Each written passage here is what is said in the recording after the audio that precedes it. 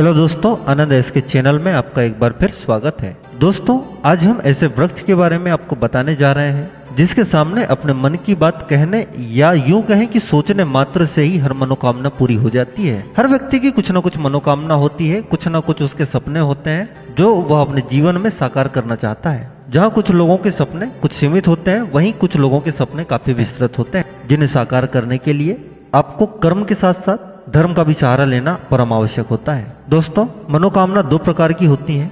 एक मनोकामना वह होती है जो आपको सही राह पर ले जाकर अपने साथ साथ दूसरों का भी भला करवाती है। दूसरी मनोकामना वह होती है जो सिर्फ आपके भलाई के लिए होती है। इसमें दूसरों का हमेशा घाटा ही होता है या नुकसान ही होता है। ऐसे में यह हमें चुनाव करना है कि हमारी मनोकामना कैसी है। दोस्तों, भगवान के सामने जब कभी हम अपनी मनोकामना रखते हैं तो उसके फलीभूत होने के साथ ही दो संभावनाएं बनती हैं। आपकी मनोकामना कैसी है, उससे कितने लोगों का भला होगा, इसी पर निर्भर करता है कि आपकी मनोकामना कितने जल्दी फलीभूत होगी। किंतु इसके अलावा आपको अपने सिर्फ स्वार्थ के लिए ही कुछ मांगना है तो इसके लिए आपको कुछ तांत्रिक वस्तुओं से इसकी मांग करनी पड़ती है। गलत परिणाम भी इसके हो सकते हैं। किंतु आपको हम एक ऐसे वृक्ष के बारे में बताने जा रहे हैं जिसके सामने आपके मन में जो भी कुछ चलता है वह साकार हो जाता है। दोस्तों, वृक्ष का नाम है कल्पतरु। कल्पतरु का पेड़ आपको उतनी आसानी से नहीं मिलेगा। हालांकि मार्ग में अगर आप विशेष रूप से ध्यान देंगे तो ऐसे मार्ग में जहां पर जंगल हो या कुछ घना जंगल हो, ऐसे स्थान पर आपको यह पेड़ अवश्य मिल जाएगा। दोस्तों, हमारे वीडियो के बैकग्राउंड में इस पेड़ का फोटो दिख रहा है। इस पेड़ की आपको सही पहचान करनी है। अगर आपको यह वृक्ष मिल जाता है तो आपकी मनोकामना जरूर पूरी होगी। दोस्तों, कल्पतरु वृक्ष के संबंध में एक कहानी भी प्रचलित है। कहा जाता है कि एक आदमी खुले मैदान में अकेला चला जा रहा था। चलते चलते वह बहुत थक चुका था, लिहाजा उसने थोड़ी देर विश्राम करने की सोची। उसे कुछ दूरी पर एक हरा भरा वृक्ष नजर आया तो वह उसी ओर चल पड़ा। वृक्ष काफी सघन था और उसमें रंग बिरंगे सुंदर फूल लगे थे। यह कल्पतरु के वृक्ष की खासियत है। यह देखकर पथिक आनंद से भर उठा।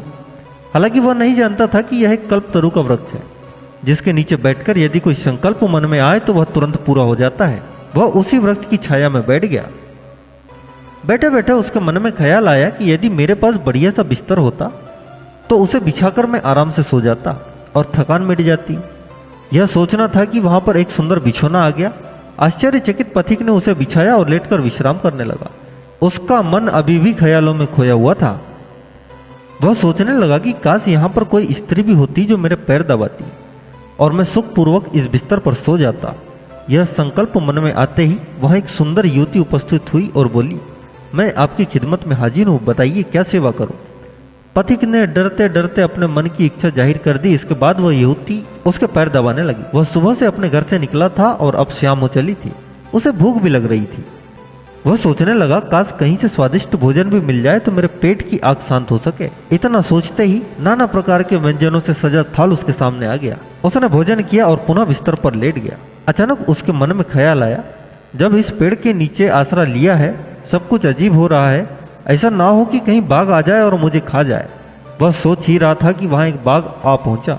यह देखकर यात्री की सिट्टी पिट्टी गुम हो गई। बाघ ने उस पर झपट्टा मारा और उसका काम तमाम कर दिया। हमारी इस कहानी का सार है कि मनुष्य के मन की भावना का कोई अंत नहीं है। इनकी कामनाओं की पूर्ति के साथ मन में कई बार रोग, शोक, ताप, मृत्यु इत्यादि का भय भी बना रहता है। जीवन में मोक्ष प्राप्ति का उपाय यही है कि आप अपने मन को भगवत भक्ति में लीन करें और धीरे धीरे इन कामनाओं का त्याग करें। किंतु आज के इस कलयुग में, या यूं कहें कि इस घोर कलयुग में ऐसा असंभव है।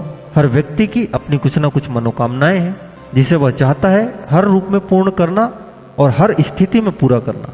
दोस्तों, अपनी मनोकामनाएं जरूर रखें, लेकिन उतनी ही सावधानी के साथ भगवान से मांगे। अपनी मनोकामना मांगनी हो तो सावधानी अवश्य रखें। हमारी जानकारी कैसी लगी जरूर बताएं। अच्छी लगी हो तो चैनल को सब्सक्राइब करना ना भूलें।